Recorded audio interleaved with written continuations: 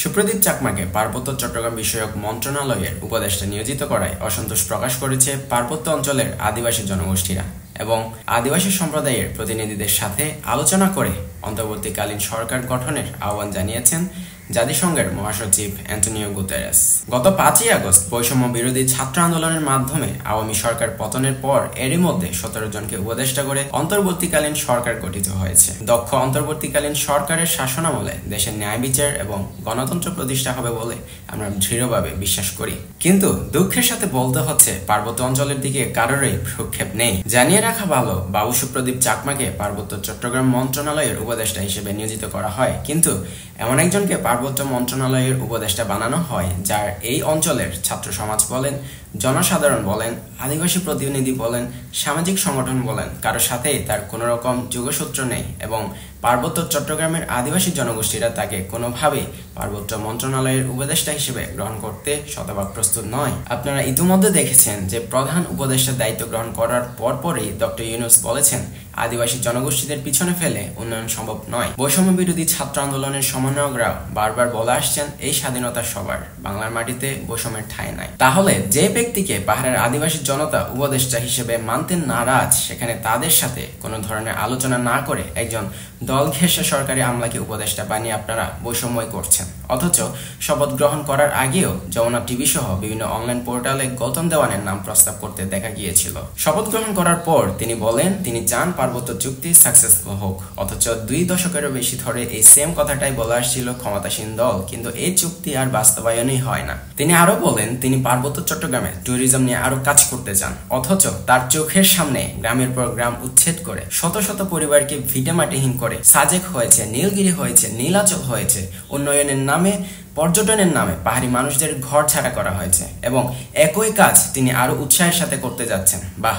যেখানে ওনার কনসার্ন হওয়া দরকার আমাদের আদিবাসীদের সাংবিধানিক স্বীকৃতি নিয়ে কিভাবে কাজ করা যায়, পার্বত্য চট্টগ্রাম রেগুলেশন বাতিলের যে ষড়যন্ত্র এটা কিভাবে রুখে দেওয়া যায়, দীর্ঘ 27 বছর ধরে আটকে থাকা ভূমি বিরোধ নিষ্পত্তিকরণে ওনার পদক্ষেপ গ্রহণ এবং কতটুকু ভূমিকা পালন করতে প্রস্তুত, সেখানে তিনি খাগড়াছড়িতে আমের বাম্পার ফলন নিয়ে ব্যাপক এক্সাইটেড এবং সেসব আম পচে যাওয়ায় আফসোসও করলেন। আমার খাগড়াছড়িতে যে পরিমাণ আম্রপালি উৎপাদন হয় দেখলাম এই গত আন্দোলনের সময় ওখানে পাহাড় সম আম পচে গেছে।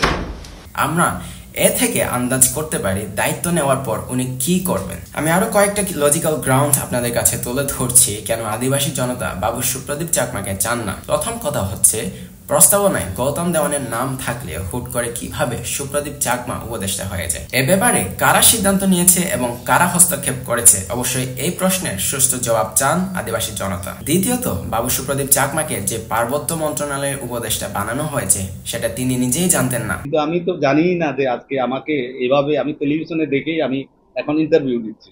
তার মানে বোঝাই যাচ্ছে না ছাত্রদের সমর্থনে না কোনো প্রকার আলোচনার মাধ্যমে তাকে এই দায়িত্ব দেওয়া হয়েছে। অবশ্যই এখানে কোনো তৃতীয় পক্ষ হুট করে তাকে এনে বসিয়েছে বলে মনে করেন আদিবাসী প্রতিনিধিরা। তৃতীয়ত, ভিয়েতনামে রাষ্ট্রদূত থাকাকালীন তার বিরুদ্ধে সরকারি অর্থ আত্মসাৎ এবং দুর্নীতি অভিযোগ ওঠে। দুদক তার বিরুদ্ধে মামলাও করেছিল এবং মেক্সিকোতে রাষ্ট্রদূত হিসেবে দায়িত্ব পালন করেন দীর্ঘ 9 বছর ধরে। অথচ রাষ্ট্রদূতরা 3 বছরের অধিক একটা নির্দিষ্ট রাষ্ট্রে দায়িত্ব পালন করতে পারেন না বলে জানতে পেরেছি। তিনি আওয়ামী লীগ ঘেঁষা এবং সাবেক প্রধানমন্ত্রী শেখ হাসিনার বিশ্বস্ত ব্যক্তি হওয়ায় এমন সুবিধা নিয়েছিলেন বলে মনে করেন সংশ্লিষ্টরা। চতুর্থত, যেদিন অন্তর্বর্তীকালীন সরকারের উপদেষ্টারা শপথ গ্রহণ করেন সেদিন বাবু সুপ্রদীপ চাকমা উপস্থিত ছিলেন না।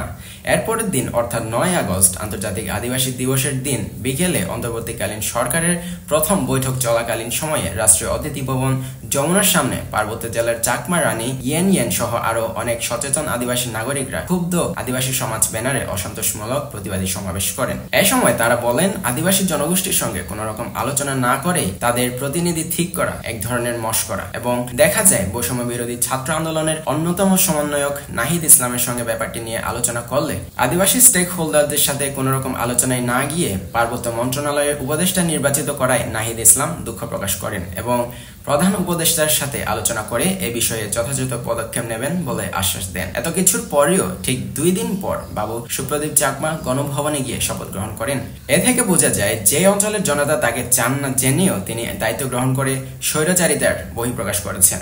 সর্বোপরি যে ব্যক্তিকে পার্বত্য জনগণবাসী চায় না, অন্তত সেই ব্যক্তিকে দায়িত্ব অর্পণ করাটা গণতান্ত্রিক সিদ্ধান্ত হতে পারে না। আমরা এমন একজনকে চাই যিনি খাগড়াছড়িতে আমের বাম্পার ফলন এবং সেই আম পচে যাওয়া নিয়ে আফসোস না করে নিজের মানুষের সমস্যার কথা বলবেন, অধিকারের কথা বলবেন। ইতিমধ্যে এ নিয়ে বান্দরবানে প্রতিবাদ সমাবেশ হয়েছে এবং বিভিন্ন নিউজ পোর্টালেও খবর প্রকাশিত হয়েছে। আমি এবং আমরা সবাই আশাবাদী উপদেষ্টা নির্বাচক মণ্ডলী বিষয়টি খুব গুরুত্বের সাথে এবং স্বচ্ছতার সাথে দেখবেন।